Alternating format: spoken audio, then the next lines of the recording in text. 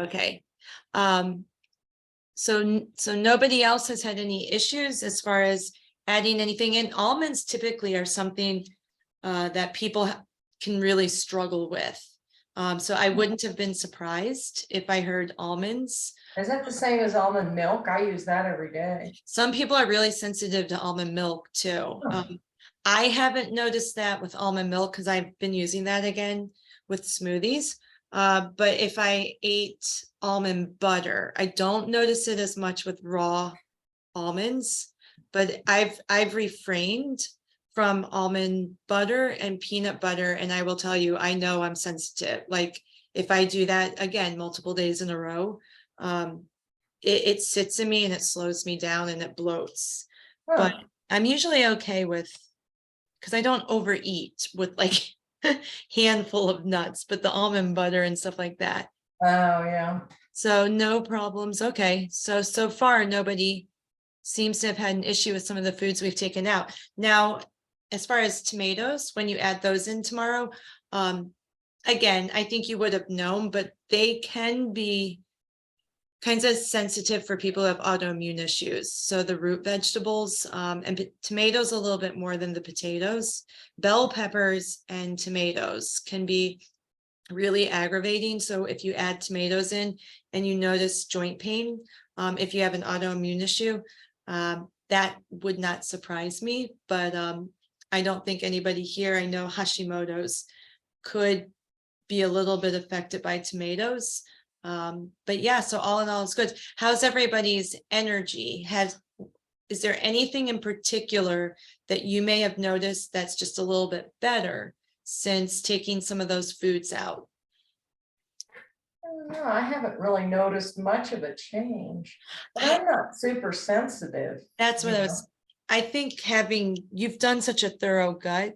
Yes, tomatoes. You've done such a thorough gut program that I would not have liked to have heard that you were having sensitive, you know what I mean? I think this is all a good sign, that you actually did the work and went in. And so you're tolerating things, much better. I have some kind of an allergy though. My eyes water, but I think it's dust mites maybe, because it's mostly in the morning.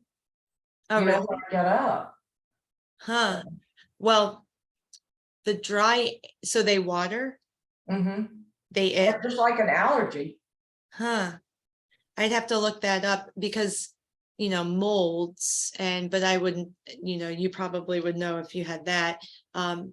Sometimes I used to get the dry eyes in Colorado, but it would water a lot, but you would know that. Mine was like, that would happen to me throughout the day. It wouldn't just be in the morning. But I wonder. Well, mine can be throughout the day, but it seems like then if I take Benadryl, it gets better. So it's got to be something. For allergy wise, there is something, and I need to look that up. There is like, if it is dry eye, but they won't stop watering. There was something that I remember learning in a course that could be, and so I need to research that again. Okay. I don't recall what it was because I know my mom gets that too. Is she in Colorado? No, she's in Georgia. And so I remember at that time thinking like, I need to remember this, and now I can't remember it. But did that just start up since doing the program, or have you just? Okay. It's just been off and on. Okay. I don't think it started with the program. Okay, so I'll just look some of that stuff up. But yeah, you're pretty much at the end. We're just adding tomatoes back in. Any of the detox practices that anybody tried that they may have liked the best, or was something that you could see yourself doing regularly? I always do tongue scraping. I've done that for a long time. I start things, but I don't keep up with things. I openly admit that. Like I have the dry brush. I was doing the oil. Oh yeah, I didn't do that. I should. But tongue scraping is probably one of the best ones in terms. I took one of those baths. Oh, you did the detox bath? Yeah, that was good. Yeah. That's probably my favorite, because then not only does it relax you, but when you sweat, I truly believe when you sweat it out, it moves it just a little bit more effectively. Oh, man. Heather said she dry brushes. I just saw that come up. Thank you, Anita. You're like my little assistant. Ginger. So you tried the ginger. How did that work? Because at one point, I think you told me you had a sensitivity to ginger. But yeah, dry brushing, I try, and again, that's really good because it's so good for your lymphatic drainage because so many people are backed up.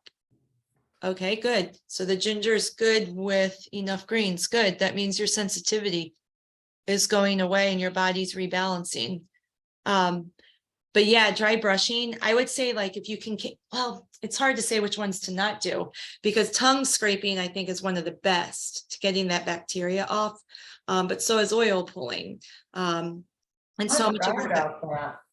Yeah, and so much bacteria that we get from food or just goes into our bloodstream from our gums. And so that's like the first place. So if you, especially if you notice that you have the white coating on your tongue in the morning, if you have that white coating on your tongue, sometimes you either get that when you're detoxing, but if it's been there, that and bad breath, you definitely want to look more into your gut health and possibly candida, because that's a big sign of candida overgrowth. So that's where those two come into play. But the dry brushing, I think, is just as important because things get stagnant in your system. And if it gets stagnant, that's when you get just that swelling, that inflammation, and the toxins build up. So all of those can be really, really helpful. And again, a lot of these things that you've learned or that you've read about, and even if you haven't tried everything entirely at this point, that's the cool thing is you have this guide that you can continuously go back to. And if you didn't get through a lot of it in 2 weeks, you can still continue on because you're wanting to learn more of what a lifestyle is. Not a lifestyle of perfection, but just a lifestyle that will allow you to just feel better. There was a phrase, and I've been using it a lot this week, and I'm trying to figure out like kind of how to use it to inspire people because I read it and it was like, you want, to feel wildly alive. And like when you hear that phrase, it's what does that mean, right? What does it mean? What is the emotion that you start to feel when someone says, if you had to describe what feeling wildly alive is, what would that be to you, right? And at the end of the day, when you take on a health goal, and I just learned, I was listening to lectures this week, and this is true, like as a health coach, I know that for clients and stuff, my goal for them and you all and everything is your health. I always I don't like to talk about weight loss. So my goal is typically, well, when you rebalance your body and you get your health back, your weight will take care of itself. However, for a lot of people, they have to put a number to something. They have to know what kind of progress they're getting and if something's working. So oftentimes that does, when people come and they're like, well, I would like to lose this number of pounds. And, and that was good for me to hear that because it's like, okay, so I have to see that from a client's point of view, even though I'm like, well, don't worry about your weight. Let's work on your health. But some people still need to have something they can measure to say, oh yeah, this is working. Oh yeah. And then once you start a program with them, they'll start to be like, whoa, I'm sleeping better. I feel less bloated. My energy's up. But ultimately you have to kind of get on their language.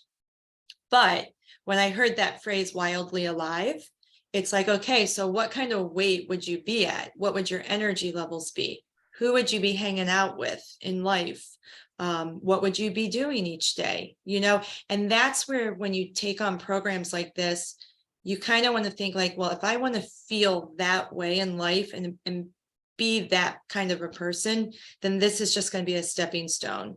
And now I'm going to continue to try to keep up with a lot of these habits because that's going to allow me to feel alive. And I've said this so many times, so many people walk around just existing. And we've lost sight of like excitement and being excited to wake up and to do the kind of work that we want to do and choose. but you have to have your health to be able to do all that. But that was just something I was thinking about this week, is wildly alive. And I think that's a really cool goal throughout life, is like to be able to still experience life, right? And to be able to do fun things as we continue to get older and whatnot. So anyway, on that note, it sounds like everything's going pretty good. And this is a presentation, like I said, that I feel more people need than even gut health, because we don't realize how much our adrenals are affecting our lives. So many people are super, super, super stressed and burned out. Even like right now, for whatever reason, I'm depleted. And I did the hair tissue mineral analysis test, got my results from the health coach this past week. Not to my surprise, I'm pretty much in that the later end of adrenal dysfunction, I guess. I'm not as bad as I was back in 2017, so that kind of surprised me. But my mineral levels were so imbalanced that I have to slow down, exercising wise, and stuff that I've told clients. But still, you sometimes need to hear it, right? Magnesium and all that kind of stuff were just really, really, sodium, potassium, really, really imbalanced, like pretty much non-existent for me. And so I'm going through an adrenal recovery once again. And so it's learning. And my big problem is I just put everything I have into work, or everything I have into workouts. And in my situation, it was just like, you have to slow down, right? But I think a lot of people do that. And then you just keep going, going, going. And then finally your body's just, something's off. So my first little sign was, I was just like, man, my muscle mass is changed, but more in my lower stomach that I never had before. And I'm not willing to accept that, like, well, it's just what happens. It's cortisol. And I knew that. I just needed to be reassured. So anyway, your adrenals, your gut, and your thyroid, because all of that was slowing down my thyroid. And when your thyroid slows down, what happens? You gain weight. And so I feel like I'm catching it early enough before it just got like more out of control. But always know this, your thyroid, if you have a thyroid issue, you don't necessarily have a problem with your thyroid, unless it's like thyroid cancer, which I had a client, my first gut thriver, actually had to have hers removed because she was showing signs of that. But typically an issue with your thyroid is the thyroid is a symptom of something else going on in your body. And your thyroid is going to naturally slow down to conserve energy. If you are so depleted, you're either not getting nutrients, whether it's a leaky gut, whether it's over exercising, going 5 or 6 days a week, and you just didn't restore and eating enough calories basically to recover from that. So your thyroid's going to slow down, because it's going to do what it has to do to help you survive. And then once you start recovering and you get that cortisol balance and your adrenals and all that under control, then ideally your thyroid's going to go back and it's going to rebalance. But it's your thermostat. So it's going to slow down to give you the energy just to get through your day. And those are often people who have thyroid issues, adrenal issues. They will notice that they're just getting through the day, but they're so exhausted. And I think the latter stages are when you just don't even want to deal with people anymore, because you just can't. You don't even have enough energy to get through the day. Yeah. Foods. What did you say? Diane said I may have this. Yeah, I definitely think I've thought I think more people than not. So just through working at the fitness center, I come into so many different women right now, different fitness levels and all that. And the number of them who are like, I can't lose weight. I've been working out for like 3 months and I'm disappointed because I'm not seeing the results. And I'll ask them finally, and long story short, it comes down to like, the missing piece in the fitness world for far too long was like, that calories in versus calories out. And that's not necessarily true, because what I just said, if you're not putting enough they always talk about the calorie deficit. You need to have a calorie deficit. Well, I have a calorie deficit, I guess, according to the amounts of activity that I do throughout a day, that what happened to my thyroid, it slowed down to make sure that I was still staying able to get through the day. So you can't go by that old rule. And I would always tell them, you have to look at your hormones, your cortisol, what's your stress level. And in What foods encourage cortisol? well, Is I'm there- gonna, that's what I'm gonna do a presentation, but honestly, you need those complex carbs. So like fruits in the morning are really good. And then the sweet potatoes.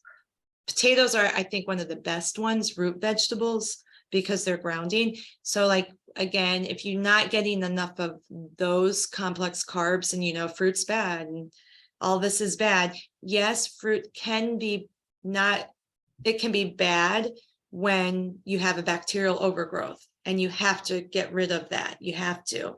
But if you go too long with doing like a, I guess more of what a paleo diet plan might be versus keto, like technically keto is 70% of your daily intake is fat.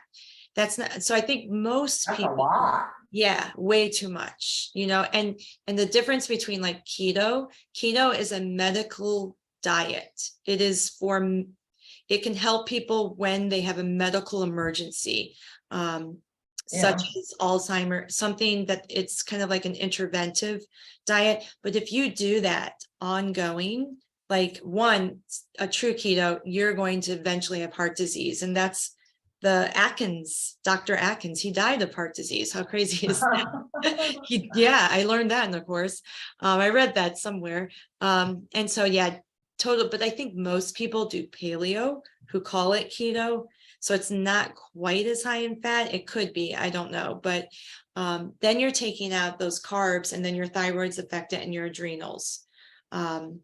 So that's where sometimes like the raw honey first thing in the morning can be good if someone's adrenal depleted. And we'll go over, like I said, that's why I wanted to talk about this, because 9 times out of 10, the first thing that you always want to do is address your gut, because like that's going to be the first step for every other thing that's going to just kind of keep rebalancing in the body. But then once you go through that, then the next stage would be like, okay, we still need to support your adrenals. We still need to get you out of this adrenal dysfunction. And how can you do that? And it's not, you know, it's not as hard. It's a matter of just slowing down a lot of times, because it's certain lifestyles that got you there. And you have to look at what lifestyle. I'm currently reading The Anatomy of, and it has a lot to do with this. Yeah, like honestly, I've said this too many times.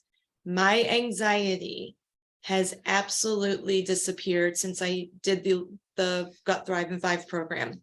I have not had anxiety. I've had fatigue, but I've not had the anxiety that I lived with since years, decades. And that to me was like, kind of, I never would have thought that. So yes, the gut, the adrenals, all of that. I don't believe if you have generalized anxiety that you should go right to the medication. I think these things need to be factored in first and kind of looked into first and foremost. But we kind of touched on this last week. The healthcare industry, the food industry, it's a money-making machine, and we need Western med, and we need those in emergency situations.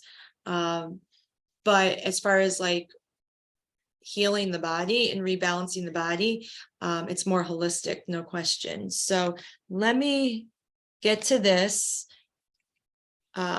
Just to have visuals, it's pretty much, I've kind of touched on all this. So it's going to be basically 10 ways to restore your adrenals from burnout. It's so easy to go back into burnout. So even with like anything that we talk about, there's going to be moments where you feel so much better, digestive system, gut, and then there's going to be moments where you slip back and you're like, man, I'm feeling off again. But keep any program that you participate in a binder, because then you can always go back to that, and you can even look up the protocol. And you can just, now that, like, for instance, the fact that Nina went through the Gut Thrive, she has that entire protocol so that she would know what supplements that she can go and revert back to if she had to, and know why, right? And so, like I've said this so many times, that you see people that read something on the internet, they go to the store, and I was actually one of these just last week. I bought the glucose support because I was like, whoa, I read my what do you call it, ratio, and it was like, you're really sensitive to sugar, you might have, fluctuations. Well, because my cortisol is probably down here and I'm so depleted, I probably shouldn't, without having my blood sugar truly checked, I shouldn't take that, because my blood sugar might be low. And so I don't really want to drop it, but I saw, oh, chromium, right? So I did the classic, what you shouldn't do. And so that's why it's really, really important to work with somebody who can tell you the whys. Why are we using this? This is doing, and in such an extensive program as Gut Thrive, I mean, we go through each step only when we need to know, and the supplement and exactly what it does, why we're taking this in this moment.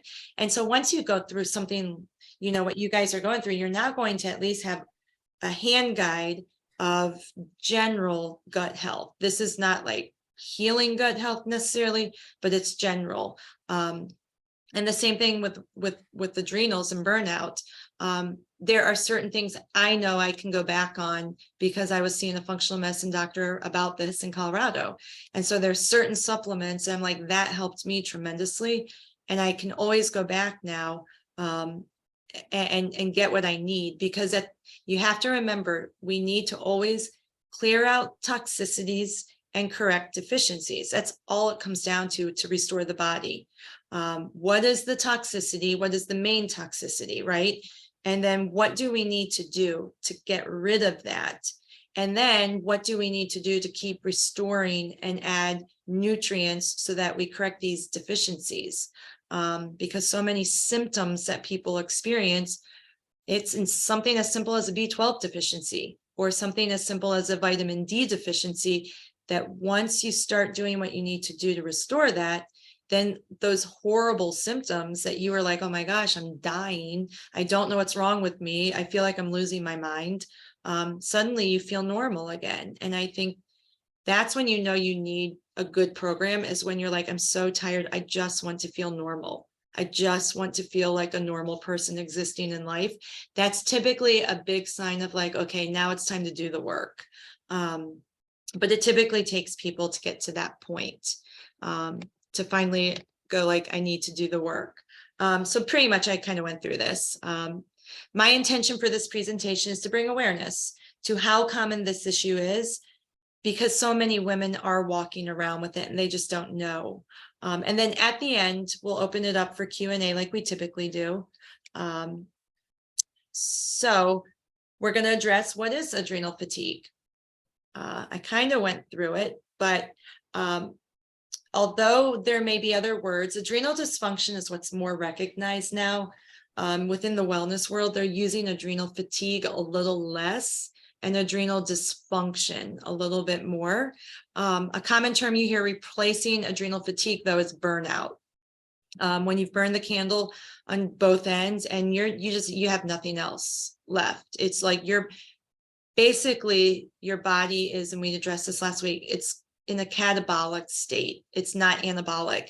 And because of its catabolic state, catabolizing, and I was told this, I need to increase my protein. I wasn't getting quite enough protein. And that's why I had to slow down, because I have to rebuild this body back up. And if I keep going, even if I'm taking certain supplements, but I'm burning that candle still, then the supplements are just going to keep me at that same place. It's not going to help me restore. And that's burnout. Your body's breaking down, and that's why muscle mass will go away, because we'll address that.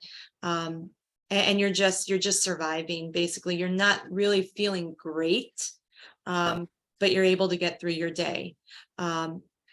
It's become, but unfortunately, it has become trendy. Just like everything else, gut health has become trendy. So now people kind of, I don't know. And so it's unfortunate, but many don't realize how serious it actually is.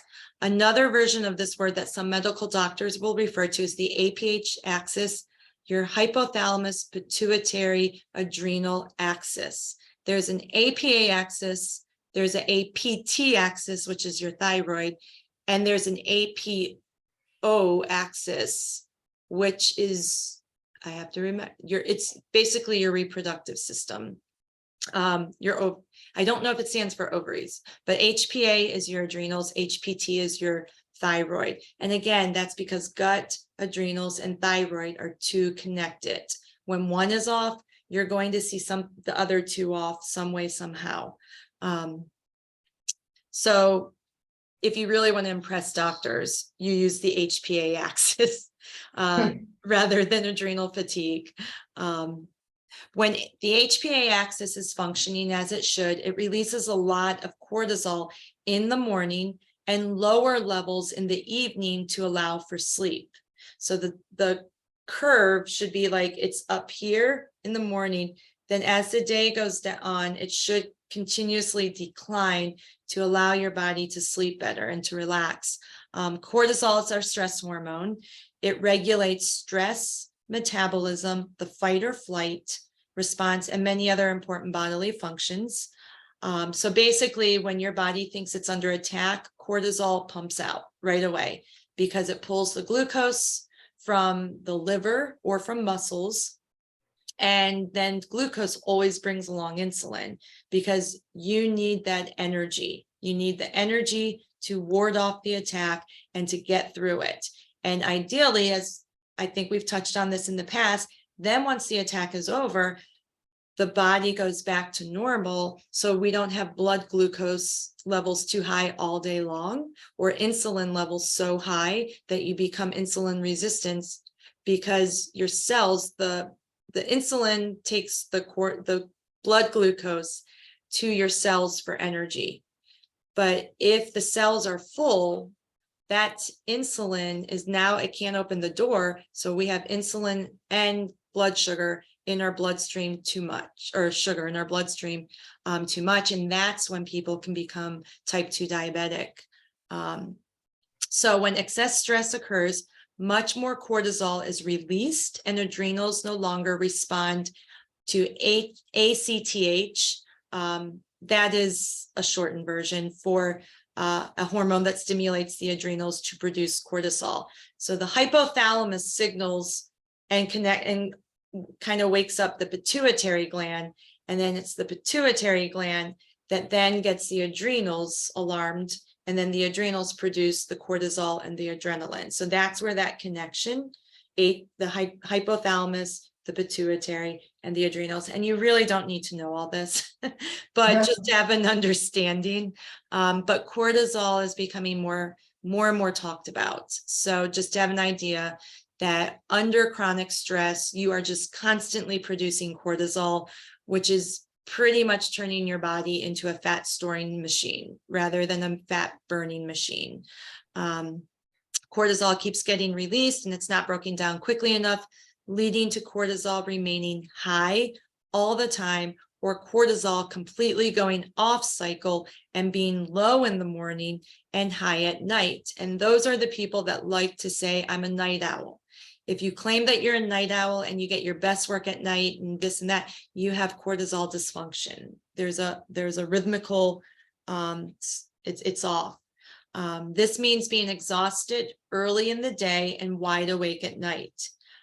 So as I said, if you felt that way, it's not that you're just born that way. You have some cortisol issues going on. This communication breakdown causes primary functions like digestion, reproduction, growth, and rest to stop working because cortisol signals we've got to take care of the threat. So we don't need to be worrying about digesting. We don't need to be worrying about reproduction, growth, and rest in this moment because we have a threat that we have to combat. So if you know anybody that's having infertility issues, what do we see now? More and more. It's not necessarily because people are waiting until they're older to have children necessarily. It's because our stress loads have become so much higher over easily the past 20 years, that you're seeing a lot of young people have issues with that. And I think they need to look at their gut health first, because they may not be absorbing the right nutrients and minerals to be able to conceive. And then they need to look at their stress level, because when cortisol rises, progesterone drops. And when progesterone drops, you can't, I don't know the word to use, house came to mind. You can't hold a baby. A baby will not, because you need progesterone to be able to hold the baby in your stomach for all those months. And so that's why it's really important, if someone's having infertility issues, before they jump to paying all that money, let's first try your gut. And then let's secondly, because infertility is, what's the word? Just when you have to get, I can't think of the word, fertilized. That whole treatment, that's really expensive. So in vitro? yes, in vitro, that's like, you're talking like a lot of money in comparison to what if healing your gut solved that issue, or what if working on your stress response and getting more nutrients, which I think is why gut health is important first, can alleviate that situation as well before you start investing tens of thousands of dollars. I think somebody told me it's like $30,000. And it's not always successful either. Yeah. So I'd rather put down how much it takes just to see, but a lot of people don't know that. They don't understand the link between your gut. You don't have the nutrients. And so you have to look at it this way too. If you are not receiving enough to care for your own health, your own body can't keep up, then that's kind of like nature's way of telling you, you can't hold someone else's life inside of you. That's kind of the easiest way to explain it. Until you get your health under control, your body's not going to allow you to do what it takes to allow a baby to survive in you. And so that, when I heard it from that standpoint, I was like, that's really interesting. That's probably the easiest way to explain it to people. So now you understand why burnout is very important to address, because it's beyond just, yeah, I'm stressed, but I'll be fine. We're talking your digestion shuts down. When your digestion slows down, your motility, right? And another thing that I experienced, which I love to share with other people, because once you have that knowledge, you become a slow oxidizer. And when you're a slow oxidizer, your motility in your digestive tract is so slow.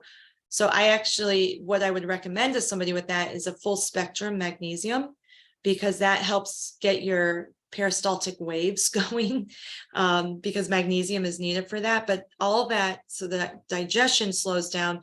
And when food sits in you longer, it can ferment, it can rot, and then that's causing more toxic load on your body, right? So it's just like these little things just add up and can be more detrimental, because you may not even think about it for like months or maybe even years, but think about all that happening for months or years and what it's doing to the stress. It's stressing out your body so much that then we end up in burnout. And we affect all of this.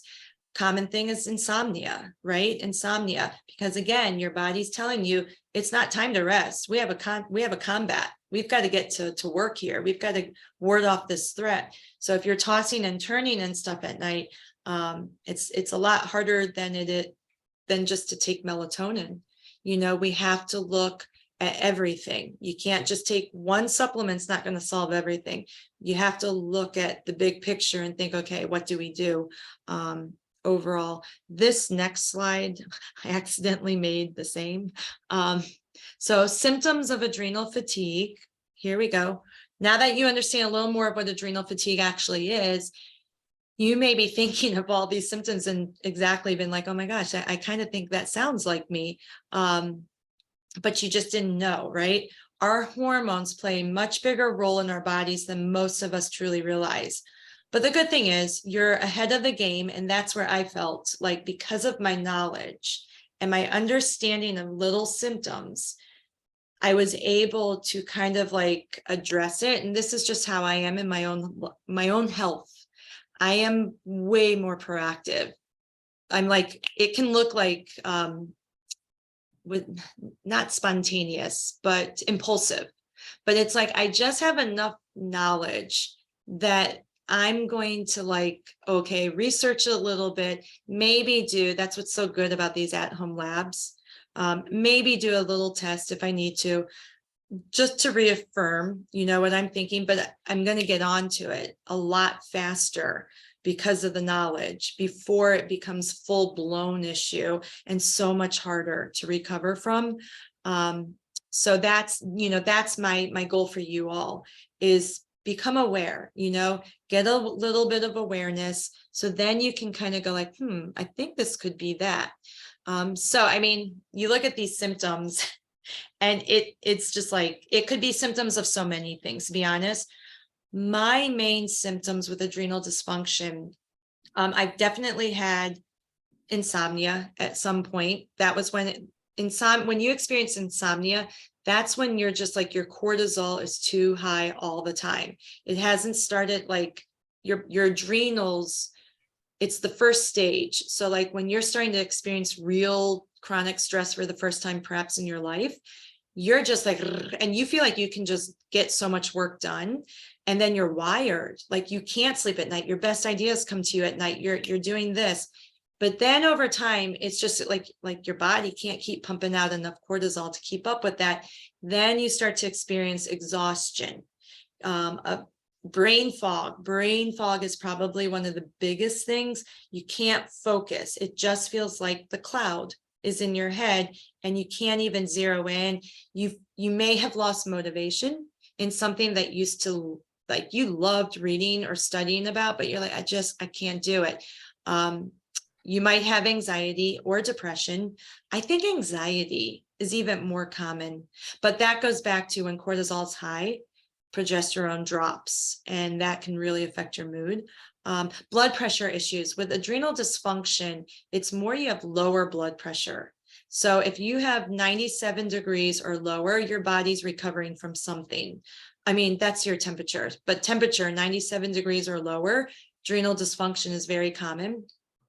Blood pressure is at that 100 degrees, 100 and 100 over like 70-ish, your body's trying to recover. And that's a big sign. So it doesn't mean, oh, you're in great shape, you're athletic. It's very common to have these issues. So keep track. So dizziness, I had extreme dizziness. If I go down to a lower cert and then I stand up suddenly and you get the spots, that's your blood pressure, creates dizziness, big sign. But again, a lot of these they overlap your thyroid, they overlap your gut, because again, it's all so common. Blood dysregulation is a big symptom. If you're kind of, this is adrenal fatigue eating pattern. You wake up at 8, you're hungry, you eat, then 2 hours later, you just feel like you're about to crash again. So about 10 o'clock, 10:30, you're like, oh my gosh, I'm done. That's a sign. Then you eat lunch at so it's like every 2 hours, if you feel like you're crashing, that's a big sign. If you're like, you think you can't go for 4 to 5 hours without eating. Now, if you do have adrenal fatigue, you shouldn't go that long without eating, because again, we have to get the body back in balance, and you're having low sugar drops.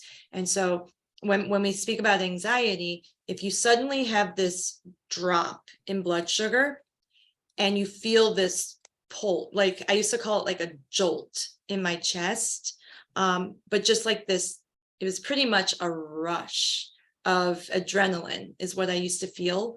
That was just like my body went down and cortisol was going. It was just like all of that was just so messed up, and it would feel like anxiety, but it was really like adrenaline rushing. Cortisol is just your body's just a mess with all of that. But yeah, those things used to wake me up in the, like right when I would fall asleep, I would get those at one point. and they were scary. I actually started going like, oh gosh, I don't even want to go to bed. But that's why having a bedtime snack for people with adrenal dysfunction is really, really helpful, to make sure that you don't have a drop in your blood sugar while you're sleeping, so then you can sleep through the night. But those are things like, there's specific little bedtime snacks have been shown to help, and whatnot. I made those cocoa ones. Those were pretty good. Yeah, Only I didn't have flax seeds, so I just kissed it off and used hemp. That's what I yeah, happen to have it's around. totally fine, because the flaxseed's just the healthy fat, right? No Oh. omega-3. So you could easily swap those out. Poor circulation, which is I got that. very common with thyroid. But I think with adrenal fatigue, this was what was interesting for me. And again, these are little things I have to go back and read. Like, I know I read what causes this. Okay, so I would get Raynaud's, where you lose circulation. Oh, yeah. Yeah, when it's cold, wet, damp, and your body, but basically that's your body temperature is just dropping too fast. And so where do you need to keep your body warm? Your organs. You don't really, so the last place they think, your body thinks you need to keep warm are your fingertips and your toes. But I think with adrenal fatigue is you get that, but then you get these weird moments where your fingertips get super red and hot. And again, that's because you're just your whole thermostat, your thyroid, and everything is just enough off. But there was something, I have to look that up, because my mom, again, I think my mom has had adrenal issues for decades. She's always dizzy. She always had, but she always would have these red fingertips and her hands would get super hot, and mine do the same thing. And so it's like, I remember studying this and thinking I have to tell her that, but it had something to do with adrenals, and stress. Yeah. Poor muscle tone goes back to what I was talking about. You get too much cortisol, and we'll go into how you use protein, because oftentimes you're not getting enough. Salt cravings, sugar cravings are common too. Thyroid dysfunction, sleep problems, slow wound healing is another thing. So yeah, and what I'm going to do, you guys, is I have a guide that I'll send to you all that just has all this information. It's pretty much this presentation in a guide, just so that you, again, can read through this when you have a chance. Okay, so how do you restore it, right? Okay, we know if you could say you had several of those, you don't need to have all, then you might want to be kind of addressing this. But you can restore it. That's the good thing, without doing any medication or bioidentical hormones. There's a place right over across from us that I'm just going, like, it says all about health, and they have a couple, it's like a store, but they have, and anyway, hormone therapy. And I was like, I wonder what this is about. So I went in, and all they focus on is bioidentical, replacing the hormones. And I'm just going like, I don't know, like, it's, so to me, I'm like, don't try something more holistic first, before resorting to something like that. But like I said, you can start restoring. I am proof of that. The bad thing with a personality such as me, but it was funny because the course that I'm taking, IHP, Dr. Stephen Cabral, he sounds like a male version of myself. He had so many things wrong with him. Long story short, he was in Graves' disease, which is like one of the worst. He was Addison. Sorry, Addison's is the worst case scenario of adrenal dysfunction. But he was talking about, like, every time he would start to feel better, he would go right back into that go all out, go hard, or don't go at all kind of mindset.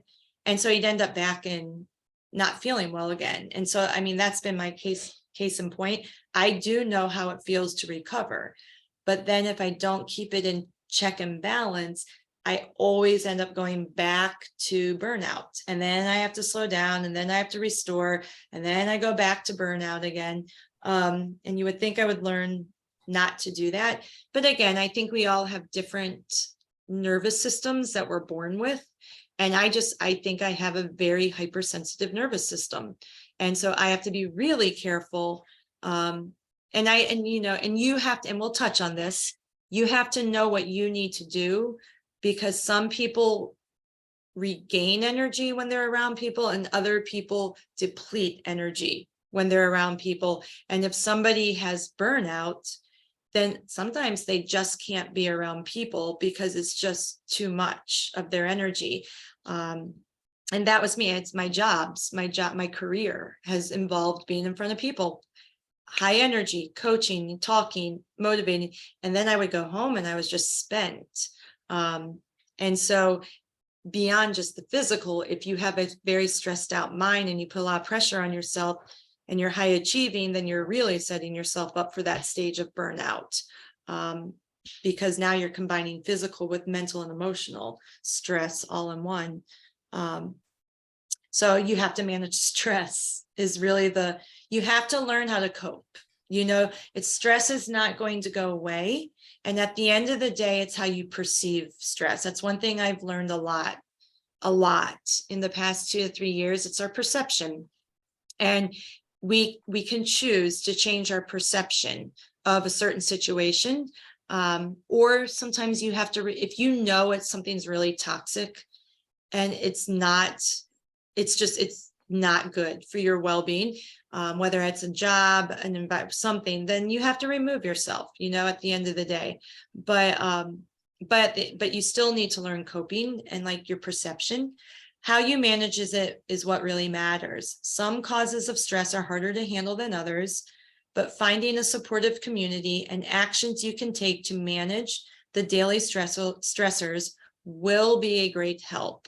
Some simple ways to manage stress, things we've talked about: meditation, journaling, yoga, and even going on a social media fast. I still want to do that one because I know I'm on there quite a bit. Yoga, when I was really kind of like anxiety ridden, I had a hard time settling down in yoga. I can remember when I had to do child's pose and stuff, and I would get these rushes of anxiety in the middle of class, and have that feeling. It was hard for me to do yoga for sure. But then there are times where it helped me greatly, but there were certain times where it was hard. And so if you experience that in a class like that, then you definitely know you're dealing with anxiety. But I've overcome all of this. I think probably my advice to everybody is, I tell you, you have to read a lot of personal development books. A lot of books. Just spend each morning 10 pages or night, whenever it works for you. But honestly, when I think about what really has helped me, I think it's a lot of books. And there are certain books I would refer. I love Gabrielle Bernstein's. I think hers were probably the most transformative for me. They're a little bit on the spiritual side. It's not religious, it's more spiritual. But hers probably were the ones that really helped. But there's so many good ones. But personal development books are probably what helped me the most. But I've done all of this. I do journaling every morning. And I'm currently in the stage where I'm not writing a new journal right now. I'm looking at taking time each morning. I read through about 5 entries of the past year, just to remind myself of how much I've overcome and where I'm going, right? So little things like that. But you find what works for you. But if I could recommend anything, I think personal development books helped me probably the most. Prioritize sleep. You cannot get well without sleep. So this is where I was recommended to take. She told me that there's a book called Melatonin Miracle, which actually goes against a little bit when people say that only be on melatonin for about 28 days, but don't take it consistently. So I have to read that book. So that's to you guys if you want to read it. But she claims that this book said that it actually helps your brain. But if you have to take something, my number one recommendation that helped me when I tried everything else, I tried lemon balm, I tried doTERRA Serenity Gel, I tried, what else? Certain herbs and stuff, but Natural Calm's sleep support. It had melatonin, L-theanine, GABA, and I think ultimately it was the GABA that helped because GABA is great for anxiety. But taking that before bed was when I felt I had truly restorative sleep. So both exhaustion and insomnia can occur because of cortisol imbalance. Getting your circadian rhythm back in sync is one step to restore your adrenals from burnout. It's a must step. It's the number one. By setting up a bedtime routine and doing things to calm yourself will get you into a practice of falling asleep at a regular time. Having a regular bedtime will help as well. So yeah, and we're going to dive into just having a schedule. So figure out what allows you to settle and to calm down. And everywhere you read, diffusing essential oils like lavender and Roman chamomile. I love them, and I love lavender, but I will be honest, I don't know if that really helped me fall asleep. Do I like the smell? Yes. Does it maybe provide the experience? So I'd be open to hear if it's really helped some of you. But I can't. I just read before I go to sleep, and I'm out quickly. Well, within an hour. Yeah. I have to go to bed. Yeah, that's me. Like it's when I typically never had a hard time falling asleep. It was staying asleep during adrenal dysfunction. Yeah, I could always fall asleep in 5 minutes. But if you're dealing with extreme insomnia, the natural calm sleep support, you have to get the sleep support. You can't just get the natural calm. I'm a really great Heather. Well, that's good. But we did purchase darker curtains because I was struggling with staying asleep. I was just tossing and turning. And then whenever I would travel and I would stay in a hotel, I was like, I get the best sleep in a hotel. And so it's those curtains knock out all light. And so I did so much better. So I don't think ours are as good. I don't know if somebody else but it still has helped keep out the light because no, actually it was the opposite. In Colorado, the sun came up way earlier. When we moved down south, I was like amazed at how it was still kind of dark in North Carolina at like 7 o'clock in the morning and kind of here. But I remember correct me if I'm wrong, but in Colorado, it was like 6:30 and it would be pretty bright because I remember it would just come into our room. Yeah, it starts getting light at 6:30 in the dead of winter. Like now it gets light earlier, but it would be totally dark at 5:30 because that's when I get up. Okay. And then by 6:30 you could tell it was lightening a little, but it wasn't like sunny. Super sunny, because I can remember I would always naturally wake up at 6:30 because we didn't have dark at all. We had these white, very flimsy, and I could wake up easily. And then I was like sleeping suddenly really late when we left and moved down south. It has to do with our survival skills. Your body takes cues from natural. Yes. Very good. Yeah, survival skills. We have to learn back in the day when they didn't have light and we just naturally had a circadian rhythm. And that's what we've gotten away from. So man-made products have gotten away from our natural. Okay, so you really want to keep a consistent schedule as much as possible because it just gets your body into a rhythm. It's all about the rhythms throughout the day, getting your body into natural rhythm of when it just naturally wakes up. Again, if you're waking up and you're not hungry, you either have a digestive issue or you ate too much the night before.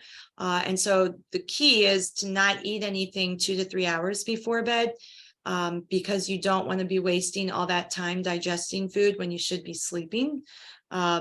So if you can keep to that, then you should wake up in the morning hungry. So that should be your on rhythm, right? Kind of like on a schedule as far as what, now it's lunchtime, your body gets into these certain syncs. The more consistent you are with everything. Consistency is key for everything. By doing this, your body and mind will know when it's time to rest and when it's time to go. If you have a hectic schedule, see if there are any things you can remove from it or change. And so when you see, begin to keep a planner, digital or paper, to know what you are doing and at what times. That's a great thing. But one thing to take it further, which I want to start doing this with my own clients, is teaching people early on, just so that they learn to be consistent with everything that they're trying to add into their life. You set a timer on your phone, so it goes off to remind you to do this. It goes off to remind you to do that, until it's just natural for you to do it. That's another thing to maybe try, in the coming week. And that's even coming down to, like, you have your workout plan scheduled for the week. You have, depending on how busy you are. I've never really used a planner, but my schedule has been pretty consistent. I've never had a career where I had meetings with this person, that person, this person. It's just been pretty much the same. So I didn't really have to worry about a planner so much throughout life. But if you have one of those kind of schedules, it's just like having that and knowing how to keep up with it. But then you might, if it's really hectic, you might get lost in. But even setting a timer, if you have not, go walk, right? Timer goes off. Okay, now it's time for me to get up and go walk, especially if you work at home. It's really important to schedule in some of those kind of things, so that you're moving in between and you're keeping your body fresh, your mind fresh. But yeah, so it's little things like that, trying to find a schedule to be consistent. Okay, so here we get to foods. In general, it's going to be real whole foods. There is no special formula necessarily for adrenal dysfunction. It's just making sure, I would say, the first half of the day, getting fruit in the morning will be really important. But if your blood sugar is super high, then obviously it's just, but the protein smoothie is like it's like the perfect combo, because it's giving you the glucose that your body and brain needs. It's giving you the protein to slow down the breakdown of it. And it's giving you a healthy fat, perhaps, to, again, slow down the breakdown of it. And keep in mind, healthy fats help with hormones. They help your hormonal balance as well as your brain. So, but you just don't need to go overboard. I see some smoothie recipes with like too much of the nut butter and the avocado and this, and that's just like, that's way too hard on the body. And I post about this. I did some consultations even with 2 high-level gymnasts who are in training, and their moms reached out to me because they're like, my daughters are drinking nothing but sugar drinks and they won't listen to me. So anyway, I did a consultation, and I did a second one last couple days ago. And my first suggestion to them was like, I would try a smoothie. Let me know, blah, blah, blah. I gave them all the reasons I gave you guys. Because the classic example for athletes is oatmeal in the morning, those kind of thing, English muffin with something. Anyway, long story short, they're like, the smoothie kept me like so stable, and I didn't have a drop in my training and my energy levels. And so it's kind of like that smoothie just takes care of balancing your blood sugar. And balancing your blood sugar is key to longevity and disease prevention in general. High quality protein sources will help balance energy levels without spiking your blood sugar. And that's just important so that your adrenals are getting foods. Avocados are highly recommended due to being a source of healthy fat and fiber content. I think avocados are easier to digest than nut butters. So like if you're struggling with adrenal dysfunction, you don't want to have meals and foods that take a lot of energy to break down. So sometimes with adrenal issues, you're going by that fork rule, where if you can smash it with your fork, your body's going to be able to digest it much more easily. It's going to receive the energy much more efficiently, and you're going to balance out much better. So you really want to avoid like a lot of raw foods, probably with adrenal dysfunction, because it's just harder to digest and it takes more energy, and you're trying to get energy, not reduce energy. And so avocados, in my opinion, are so much easier to digest, and olive oil. So it's usually not recommended, nuts and seeds with adrenal dysfunction, not because of gut health, but because they take more time and more energy and harder, and it can just deplete your energy reserves. But again, each person's different, so just pay attention. The combination of nutrients help balance hormone levels and stabilize your blood sugar. Sea salt is big. So if you have like fluctuating blood pressure that's, well, low, sea salt you should be adding in like in the morning, the elixir with that pink Himalayan salt or sea salt, very needed, because that balances the blood pressure. The sodium potassium is what we have to get under control. In my situation, both were down here. Sometimes you might see one high, one low, or vice versa, which is still a sign of adrenals. Mine, they both were down. So my electrolytes were really, really low. And this is what I want you guys to know about this. This is something that I learned.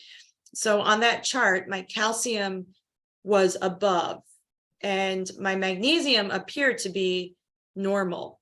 It appeared to be optimal according to the chart. But when you did the ratio was my magnesium is too low when it came down to the ratio.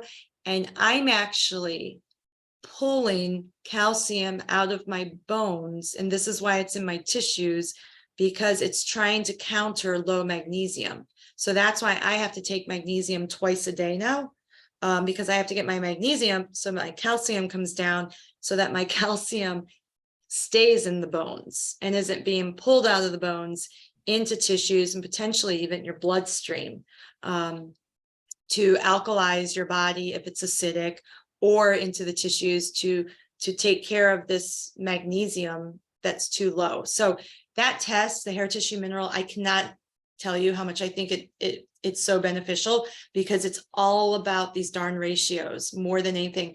It's your calcium to potassium that tells you your thyroid.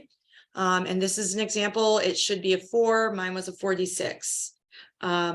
So it just was very indicative that I have a sluggish thyroid.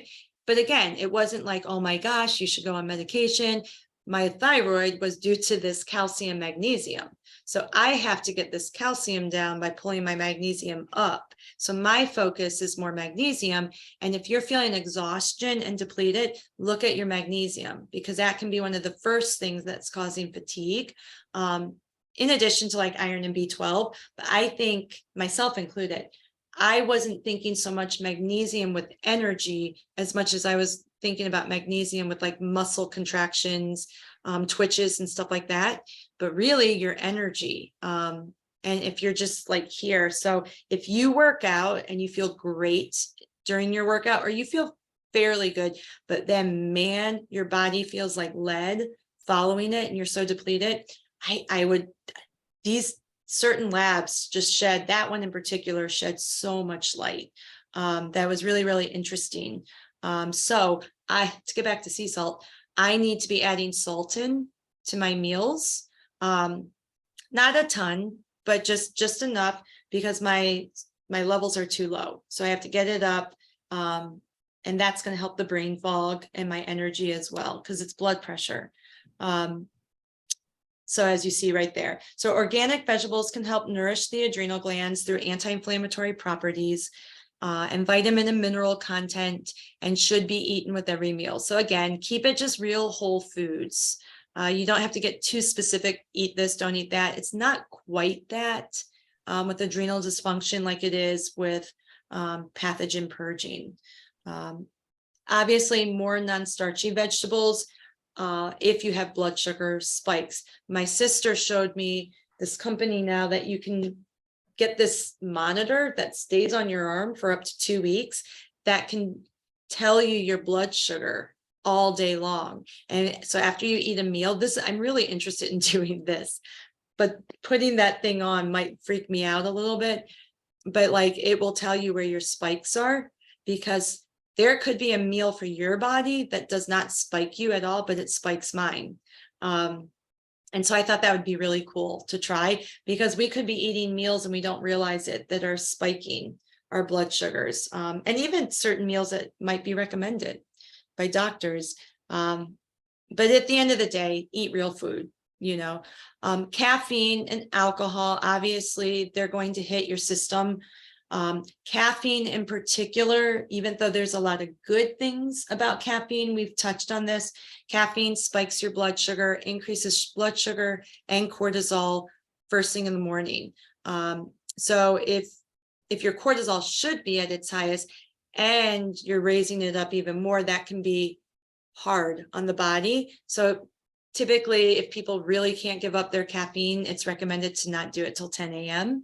because around 10 a.m. the cortisol might start to decline a little bit. If you can put it aside, that'd be great, or at least reduce the amount.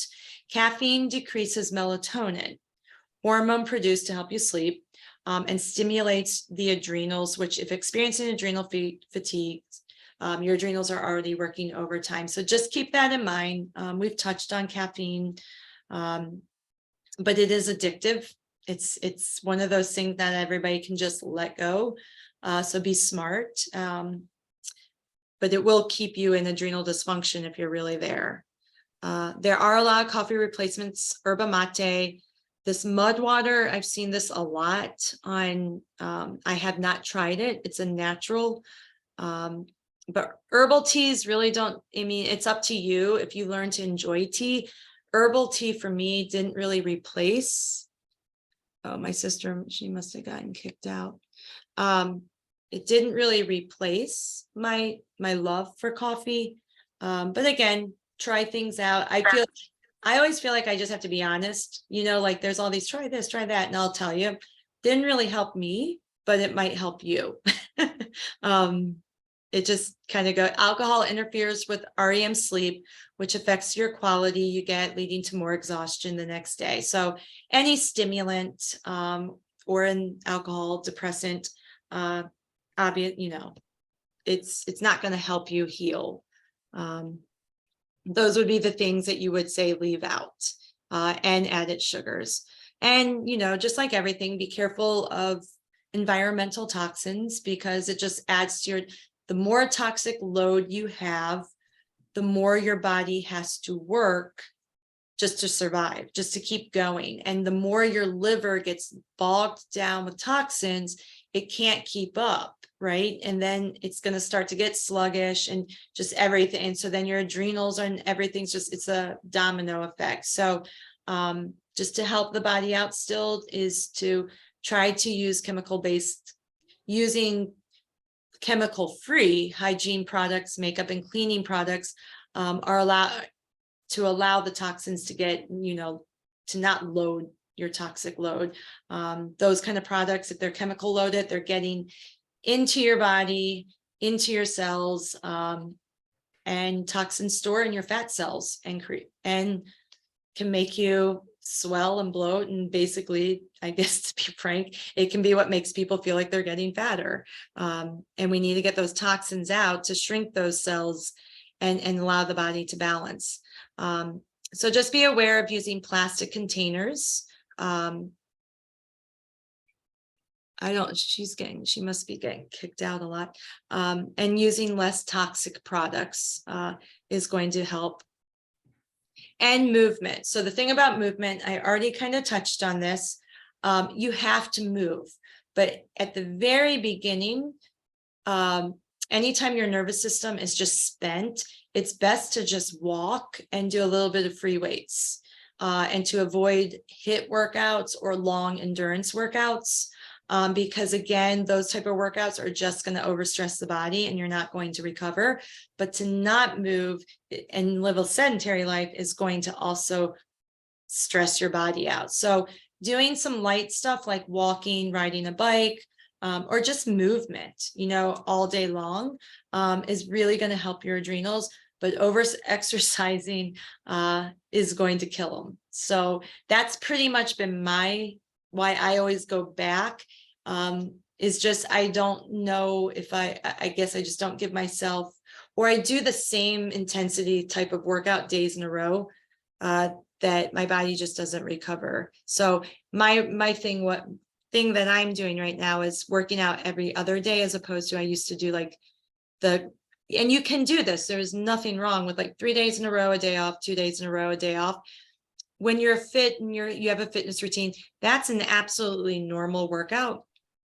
But when you're dealing with adrenal dysfunction and burnout, you can't do that. So teaching your body, because your cortisol is going to keep rising, and you're going to go against the idea of why you're working out, right? To have muscle mass, and to keep your weight steady. But if you work out too hard when you're already in burnout, you're going to increase your cortisol, increase body weight, lose muscle mass. So that's something to remember. Inflammation contributes to adrenal fatigue. So it's something we need to focus on when restoring adrenals. Inflammation is a process started by the body in response to stress. Doesn't matter what type of stress. It is a sign of defense to heal damage, and it is only trying to keep the body healthy. So inflammation is not a bad thing. It's just a symptom of we've got to see what's going on with something else. It's there as like an alarm to you've got to figure something out. So Dr. Stephen Cabral, he doesn't like when you say you want to remove inflammation. You want to, the fact that it is there means you have to see, okay, why am I having inflammation? Is it gut dysbiosis? Is there a virus? Is there a like a parasite, a pathogen, a virus? You have to look at, what's causing it. The inflammation is just there as a warning sign. When there is too much inflammation is when we see a problem, and extra cortisol is released to calm the inflammatory response. So if you have a lot of inflammation going on, here we go again, we're pumping more cortisol. And guess what that means? Weight gain. But we already know that with adrenal fatigue, there's just too much cortisol. It's time to stop the triggers of inflammation by eating some anti-inflammatory foods, which you've learned about in this entire program, such as sweet potatoes, berries, nuts, olive oil, avocados, and ginger. So again, every food that you've seen in this recipe guide is going to help you with burnout. It's not really tricky. Setting boundaries. This goes back to what I was talking about. This is a big one for people. It can be difficult, but it's so worth it when you see the freedom in your life. You do not need to submit to anyone, and you do not need to feel guilty for saying no to anyone. I know it sounds easier than it is, but start practicing now. I'm pretty good at this. I've gotten to a place where, and it can appear selfish, but there's a point where I'm like, I'm so burned out right now that like you just can't even carry on conversations with people. You're just too tired. So you have to just say, no, that's okay. I'm not going to do it. It's very easy to get pulled into work, pulled into this, and just understand, like, people will keep asking you because they know you keep saying yes. And then you start getting more and more burned out, and you have to learn to say no. And that's okay. And people will get mad, and they'll think this and they'll think that. But at the end of the day, you have to take care of your health. The next time you're asked to do something or go somewhere, take out your planner and see if you truly have time. If you do not, just say no, and no excuse needed. Setting boundaries will change your life. And people will get over it. That's what happens to me. Well, sometimes I think you're the social butterfly, but you have to say no. And people, like I said, people will get offended easily. And they'll kind of do this, or they'll do that. But that goes back to what I said at the very beginning, is that you have to look at who you're hanging out with. And when you're hanging out with people who share the same outlook on life, and the same, like when I talked about how do you want to describe wildly alive, if you have this vision in your head of how you want to feel, the person you want to become, the life you want to live, and everyone can have a different kind of life that they want to live, but if you truly want to be healthy and feel good and all that, then you have to look at who you're hanging out with. And if people are like making fun of you for eating healthy, making fun of you for exercising and all those things, but that's who you want to be, and what you know is going to make your life better, then you have to look at your crowd. And again, sometimes that can be hard. Oh, work. Yeah, you have to say no to work. And you have to say no to work sometimes because again, people will always, your jobs will always use as much of you as they can, if they can. And you'd be surprised by when you put your foot down, if you're a good worker and a value to their company and stuff, they'll hear you. And then self-care. So we've already touched on this a lot throughout programs and stuff, is like just knowing that you have to slow down. And I think it's so good to have alone time at some point in time. You have to be comfortable being alone, and be okay with that. It has to be something that doesn't make you feel there are some people who I know, like, I think it scares them. It like makes them anxious to be alone. And there's a time where I think you have to be okay to have moments. The body and the mind need to just shut down and to be quiet. And again, it's about creating that schedule to figure out. You may have kids, a partner, dogs. I'm not saying to forget them, just make some plans for yourself and ask for a night off. Fit that self-care in while everyone else is out of the house, when you have a break from work or wherever you can create time in your schedule, but actually do it. That's when the boundaries come into play, and they will really help you with recovery. So there's a thing called the adrenal cocktail, which is to help with that blood sugar. It's not an alcohol. They just call Alas. it. They just call it. But it's really helpful for restoring. This sometimes is recommended for people to take before bed. The adrenal recode that I took, they called it the adrenal creamsicle, because it has the healthy carb, fat, and protein if desired. So it could be a good pre-bed thing, or first thing in the morning as well, to just, if you're really low in the morning, again, that's a sign of burnout. There are variations of this drink, as everyone has created their own favorite thing. I have never wanted to use the orange juice just because it seems like, whoa. So I do have a vitamin C powder that I really like. But the main point of this drink is that it's supplying your adrenals with vitamin C, sodium, potassium. All three of those, vitamin C in higher doses, is needed in order to overcome the stress on your body and the burnout, as sodium and potassium, because there's a major imbalance. With that being said, the main ingredients usually include orange juice, coconut water, and a pinch of sea salt. It sounds good. Yeah, but you can add in any of these, as well. You can make it your own. The whole journey, suggested the coconut cream in her version, again, because that just was that little bit of fat to prevent the spike in blood sugar. If you use the orange juice, collagen powder will do the same.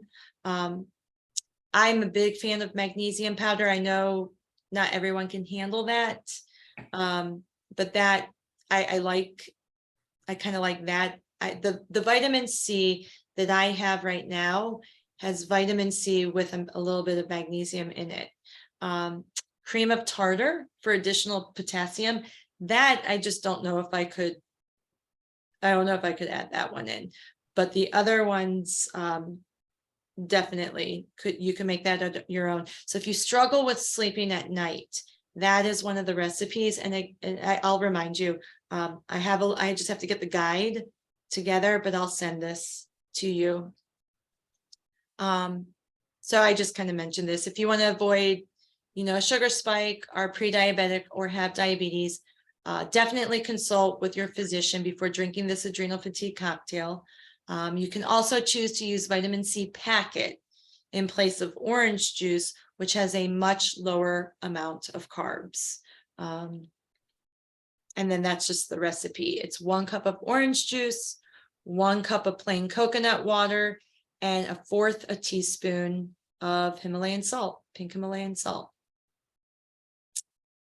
So in terms of supplements, supplements will be important, to be quite honest, because you're burning through sources.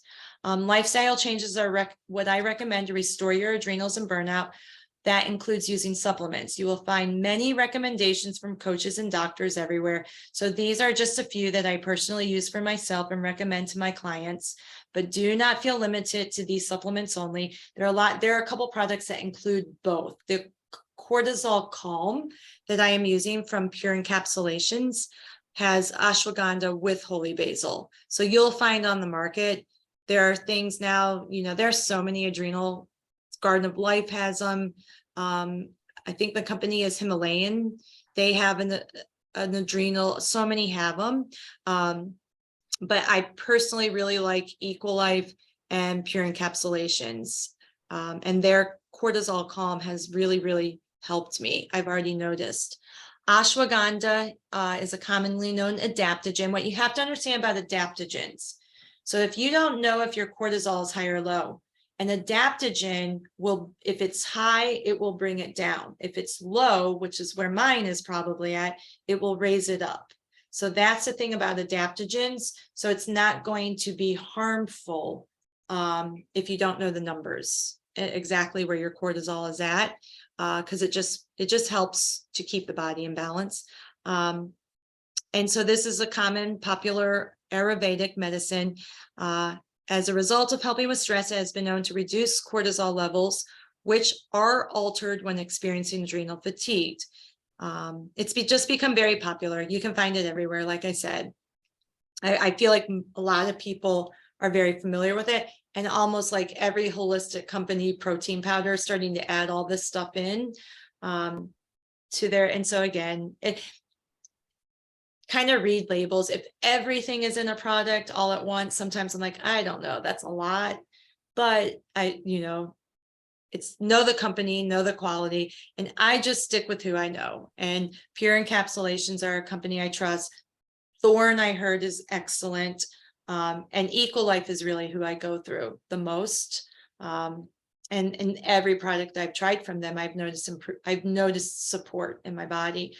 Holy basil, the difference between ashwagandha and holy basil. Ashwagandha can provide energy. Holy basil will calm. It's more calming. So if some people are super sensitive to ashwagandha alone, they might feel a little jittery with ashwagandha. It may not help them calm down. They might do better with holy basil. Not listed in this is rhodiola rosea. I have always done very well. So any product that has rhodiola rosea, which the cortisol calm does, I've always just felt more balanced. So holy basil and rhodiola rosea has helped me more than ashwagandha. I took ashwagandha alone at some point, Colorado maybe, I don't know. And I remember sometimes feeling jittery, like it made me feel like just a little bit off. And then that's when I learned like it can sometimes be more stimulant to people. But holy basil is another adaptogen. It may improve cognitive function and reduce salivary cortisol levels. A lot of tests will test how you test cortisol is through your saliva. Holy basil may also combat psychological stress and normalize blood glucose, blood pressure, and blood lipid levels, which interested me. But maybe that's why I did better with holy basil. If I had like low blood pressure, blood sugar dysregulation, maybe that's why it kind of balanced all that out better for me. But it has a very profound effect on stress levels and is very calming. It can be found in teas as well as essential oils, ashwagandha too. But again, you can find powders on the market, supplements, in protein powders. It's everywhere this day and age. But I will tell you, know the company, because it's just being almost trendy now to add this stuff in. Vitamin C, as you already know, is mighty when it comes to adrenal fatigue. Everyone should take an intake of vitamin C on the normal basis, but with adrenal fatigue, supplementing with vitamin C is even more important. So getting a larger dose, because again, you're burning through vitamins and minerals so much faster when you're dealing with adrenal dysfunction. So all of this about supplements, it's like, yes, I'm providing you information. A lot of it's based on my own experience. But at the end of the day, I'm not a doctor. So if you have any questions, concerns, always check with your physician. That's just, things we should always say. Glutathione is an excellent detoxifier that your cells normally make. Although with certain conditions, including adrenal fatigue, glutathione production drops, exposing cells to damage. For this reason, it's important to ensure your body is making or getting enough glutathione. Vitamin C and glutathione work synergistically, which is why I put them both in the recommended supplements. I was on a liposomal glutathione when I went to the functional medicine doctor for adrenal fatigue in 2017. So I was doing that because, it's just it's like it says, it detoxifies. Glutathione is your major antioxidant. It's the major one in the body. So it's super, super important for detoxification, which then allows your body to heal. So I was definitely on liposomal glutathione, which was a liquid. I don't know if she had me on vitamin C now that I'm thinking about it. I had to have been, but I'm not sure. And then collagen is another one, not only with adrenal fatigue, but in a lot of things. But many people with advanced stages of adrenal fatigue complain of losing muscle mass. That was me. This happens during later stages of adrenal fatigue because by this point, the body has started to break down collagen and muscles for fuel since energy levels are so low. That was me. So when I talk about catabolic state, in order for the body to recover, collagen needs to be replenished and can be done with supplements. And again, I'm going to try to get probiotics. We all know adrenal fatigue is a hormone imbalance that requires some gut improvement. A gut imbalance is common when adrenal fatigue is present, since the gut flora is very sensitive to stress and unhealthy diets, which are both prime causes of adrenal fatigue. In order to bring the gut back to the state of health and balance, it's required to feed it good gut bacteria. So just know, like, in the guide has a really good read up on what hormones, but it's definitely your estrogen, progesterone, testosterone are very much affected by cortisol. So you guys have been familiar with like probiotics and stuff. So that's pretty much it. When it comes to, it was a lot of information, but a lot of people have a lot of this stuff, and I just feel like it's something that's overlooked. And at the end of the day, get sleep, eat a whole food-based diet full of nutrients, maybe add in some adaptogens. Thanks. Very good. Maybe so it's kind of like so this would be like if anybody asks me about supplements, what should I take? I strongly believe in a multivitamin, omega-3, greens, like a green and vegetable and greens powder, and a probiotic. And if you're really struggling with digestive enzymes, but you need those nutrients and to get that body getting back. And so if you're really depleted, you need supplements, and supplements with a good diet. But that's pretty much how you overcome it. Slow down, sleep better, and really amp up your nutrients. So it's not that complicated. It's more about just getting into a daily schedule that you can create. But I hope that was helpful and opened your eyes up to what do you call it's called the stress, the generate, where it's, I can't think of, there's a phrase about, but the stress illness that we're seeing on the daily. So many people have this. Yeah, they have this and they just don't know it. And they're just, again, getting through life and surviving. So gut and adrenals go hand in hand. But thanks, guys. That's pretty much all I have. Did anybody have any questions or but next Sunday too? Next Sunday is just going to be a wrap it up. Okay. just because you're pretty much going to be done like the middle of this week. And then next week it'll just be our last wrap it up. So if you have any questions, definitely write them down, gather them up. But I'm not going to do like, it'll just kind of, it won't be like this long. But yeah, I wanted to get this in because I think a lot of people struggle, and now you have information. But all right, well, thanks guys. Thank you. Have a good week. If you have any questions, don't hesitate to reach out. And I have to remember to end this recording. But